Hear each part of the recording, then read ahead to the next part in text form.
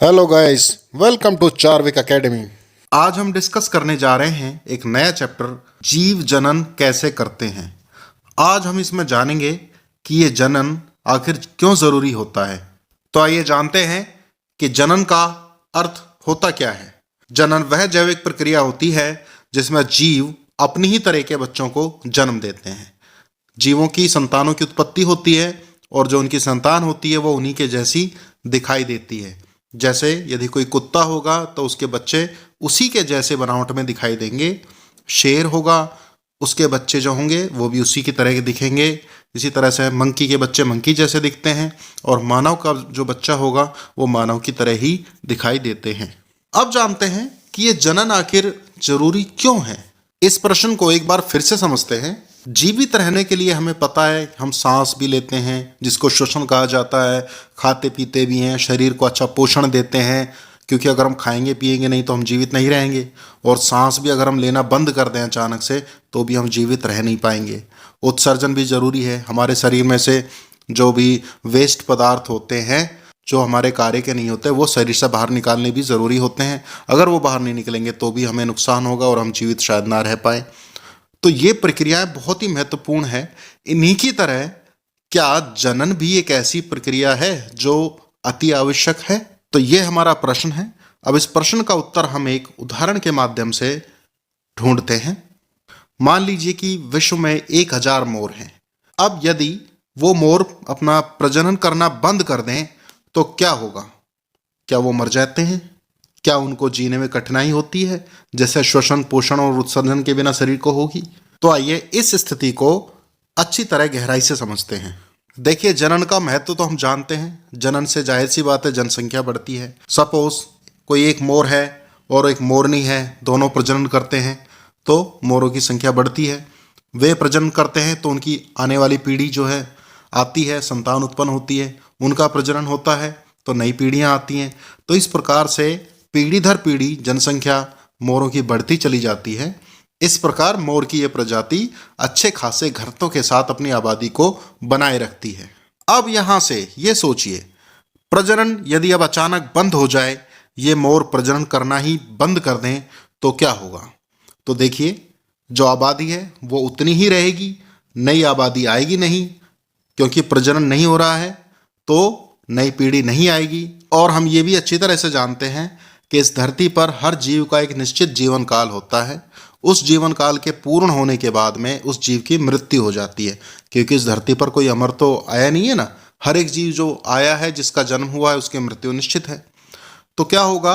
नए जीव आ नहीं रहे क्योंकि प्रजनन नहीं हो रहा है। तो जो जीव जीवित हैं उनका तो जीवन काल पूर्ण हो रहा है, पूर्ण होते ही उनकी जो है मृत्यु हो रही है। और मृत्यु होते होते आप देखेंगे समय के साथ साथ उनकी जनसंख्या घटती चली जाएगी और अंततः क्या होगा? उनकी जनसंख्या इतनी कम हो जाएगी कि उनकी जो पूरी प्रजाति ही विलुप्त होने के कगार पे आ जाती है और अंततः विलुप्त ही हो जाती है, क्योंकि प्रजनन हुआ नहीं, नई पीढ़ी आई नहीं, जो बचे थे उनका जीवन काल पूर्ण हो गया और उनकी मृत्यु हो गई। तो अस्तित्व ही नहीं बचा मोरों का।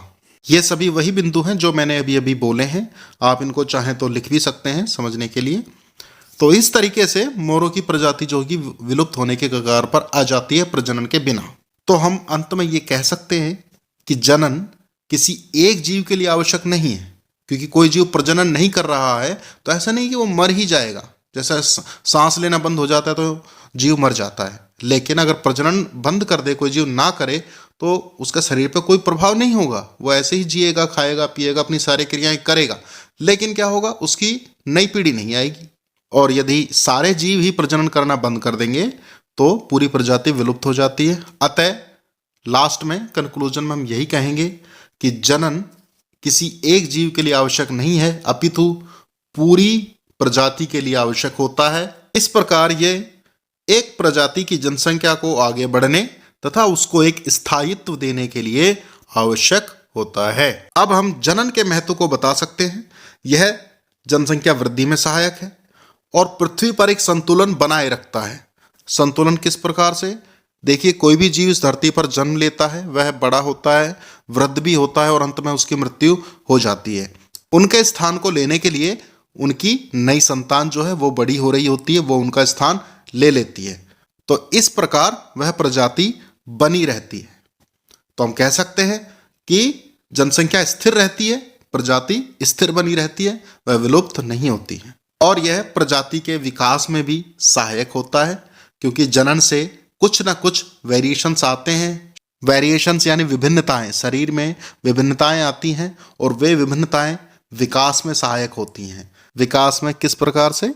यदि मान लीजिए कोई भी जलवायु बदल रही है या वातावरण में किसी प्रकार का बदलाव आ रहा है, तो जीने के लिए शरीर अपने आप में कुछ परिवर्तन करता है। तो समय के साथ साथ उस तरह के परिवर्तन भी इस जनन के द्वारा शरीर में आते हैं, जो विकास में सहायक होते हैं। तो हम इन शॉर्ट दो स्थिति को पहचान गए हैं। एक पहली स्थिति, यदि जनन होगा, और दूसरी जनन नहीं होगा तो क्या होगा। यदि जनन होगा तो क्या होगा? जीवों की नई पीढ़ी वंश को आगे बढ़ाएगी, जनसंख्या वृद्धि लगातार होती रहती है, एक प्रजाति में स्थिरता बनी रहती है, क्योंकि जो पुराने जीव होते हैं वो खत्म हो जाते हैं और उनका स्थान नए जीव ले लेते हैं, उनकी आने वाली संतान या पीढ़ी ले लेती है। और चौथा, जीवों में विकास होता रहता है। और बिना जनन के क्या होगा? जीवों की पीढ़ी आगे नहीं बढ़ेगी, जनसंख्या वृद्धि भी रुक जाएगी और वो प्रजाति अंततः विलुप्त होने के कगार पर आ जाती है। और प्रजाति विलुप्त हो चुकी होती है तो विकास भी उसमें नहीं हो पाता है। तो इस प्रकार यदि एक लाइन में हम इस पूरे डिस्कशन का सार कहें तो हम कह सकते हैं कि जनन किसी एक जीव के लिए आवश्यक नहीं होता है, बल्कि पूरी प्रजाति के लिए प्रभावी एवं आवश्यक होता है। सो गाइस, ये था हमारा आज का डिस्कशन। नेक्स्ट टाइम हम डिस्कस करेंगे डीएनए के बारे में तथा लैंगिक और अलैंगिक जनन के बारे में। अगर आपको वीडियो अच्छी लगी हो तो इस वीडियो को लाइक ज़रूर करें और चैनल को सब्सक्राइब करें। तो मिलते हैं नेक्स्ट टाइम चार्विक एकेडमी में एक नए टॉपिक के साथ। Till then, take care, bye bye.